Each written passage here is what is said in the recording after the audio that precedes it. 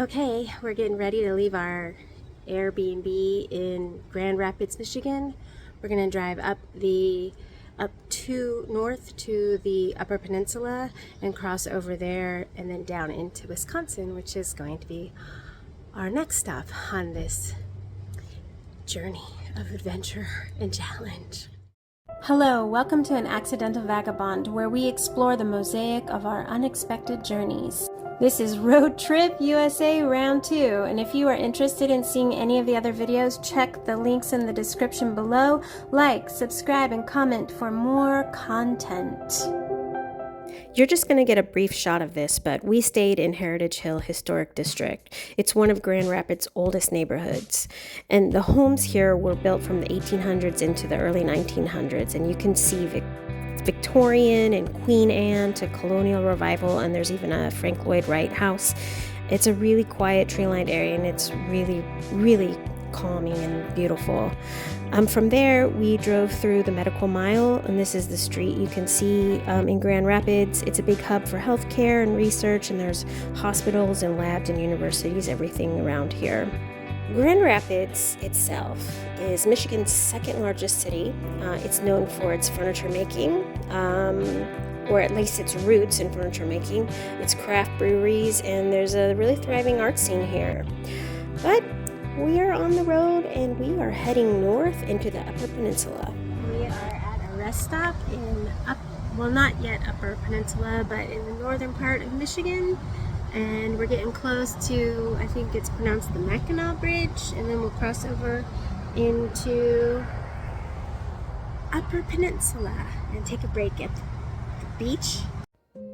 Once we hit the highway, it's a straight shot through forests, small towns, and countless lakes, and they're all heading to one of Michigan's most famous landmarks, the Mackinac Bridge, which you see now. Stretching 5 miles across the Straits of Mackinac, this suspension bridge connects the Lower Peninsula to the Upper Peninsula, right where Lake Michigan and Lake Huron meet. It opened in 1957 and was once the longest suspension bridge in the world. That title now goes to Turkey. Checkpoint Upper Peninsula. We made it to the Upper Peninsula, and we're gonna take a little break at one of the beaches along Lake Michigan and then on to Wisconsin. Give me some time for introspection.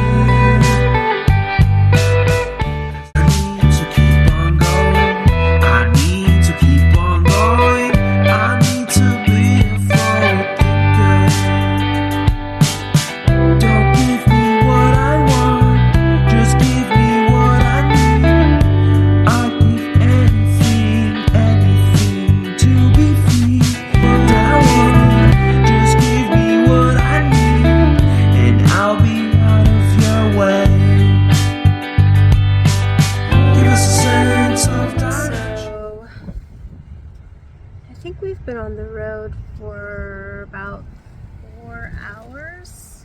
Maybe it took 4 hours to get from Grand Rapids to Upper Peninsula, and it would actually have been faster to just go through Chicago, but everyone that I know that's been in this area has said that the Upper Peninsula is really beautiful, so we wanted to get a chance to see it. And we also didn't want to drive through Chicago traffic. So it's like an extra 1.5 to 2 hours going this way. But the weather is gorgeous today. Even a little bit chilly in a bit. Maybe it's the lakes.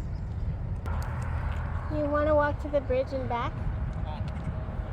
See the little footbridge right there? Just walk there and then back.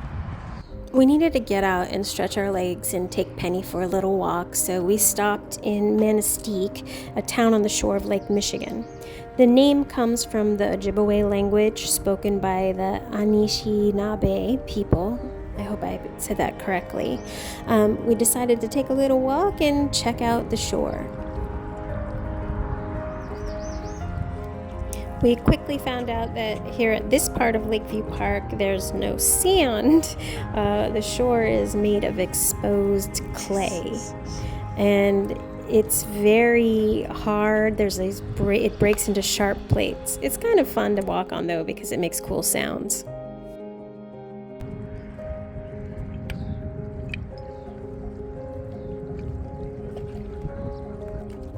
This is very strange, like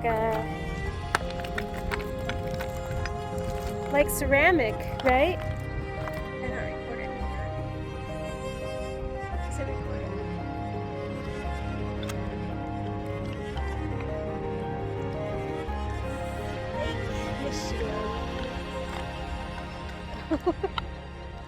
It's so strange. It's like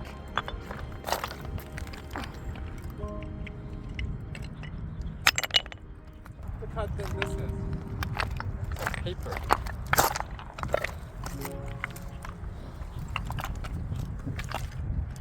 it seems like it would just break, but it doesn't. I mean, this mud, right? This freak me out.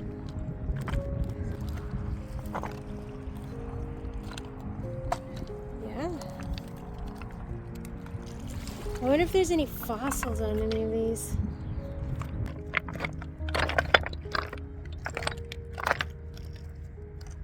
It's warmer now. Like these guys. So we're halfway across Upper Peninsula, right? And getting closer to Wisconsin, where we will stay for 2 nights before heading on to Minnesota.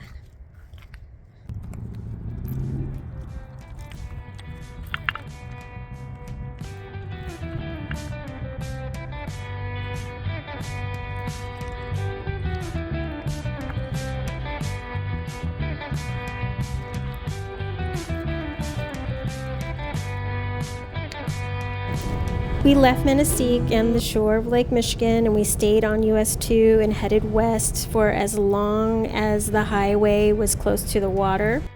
And we got lots of glimpses through the lake through the trees. But we passed through this town right here that you can see. It's called Kearney, and I think it looks like a ghost town. It's like an old railroad town. And I did look it up online, and it was a railroad town. And I guess you call it a village because it has a small population of 200 people.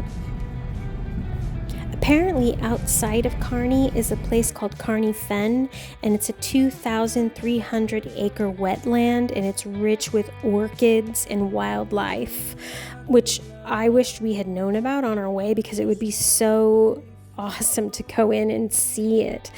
But unfortunately we had to stay on the road. We had a time schedule. After miles of farmland and forest, the road finally carried us to the Menominee River, which you're going to see pretty soon. The Menominee River the name comes from the Menominee people. They're an Algonquin tribe. Algonquin and Ojibwe are such beautiful languages, and I'm really happy that the tribes have been able to maintain and continue to carry on their languages, because as we know, the final step in a genocide is to erase the culture and the language, and thankfully they have managed to maintain those languages. Please, please, please, Americans, do not forget that this land was tribal land before colonial Europe invaded it. Sorry if I pissed anyone off with that, but it's the truth. Most of our states and many of our rivers and counties are taken from tribal language, tribal names. Just keep that in mind as you travel across the United States.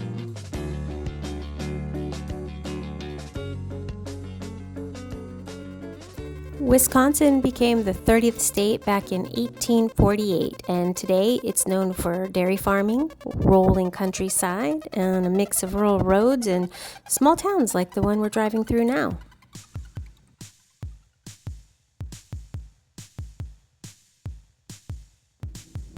The sun was beginning to drop in the sky, and we knew that we were going to get into our place late.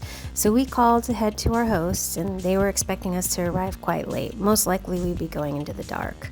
As you can see, the sun is setting and sky is fading to dusk, and we're passing through all these beautiful, thick trees. As we drove along the Wisconsin River, just before reaching Merrill, the water was running high and swollen. In my earlier videos, you have seen about how Minnesota and South Dakota were hit with heavy flooding, enough that we had to cancel the camping part of the trip.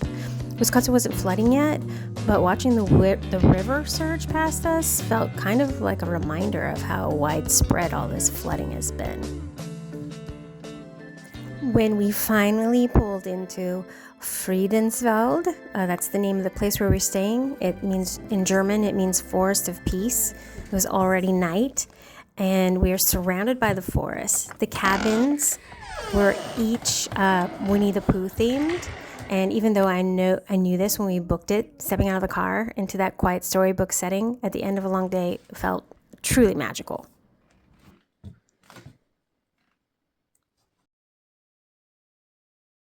And an old phone. Hello? Or do I do this? Hello? No, this is the listening. Hello? Hello? Why can't anybody hear me? Okay, here I'm doing the wide lens. Oh my god. I'm gonna get low. This is so incredible.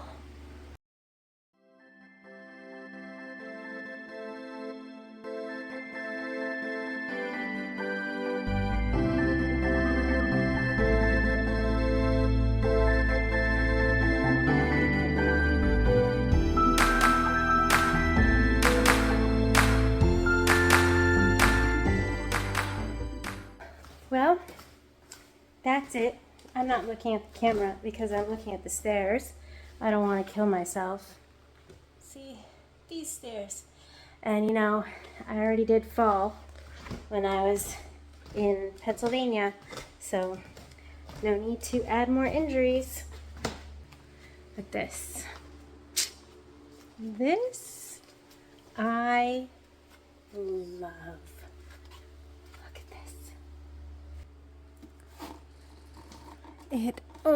Okay, it spins a little.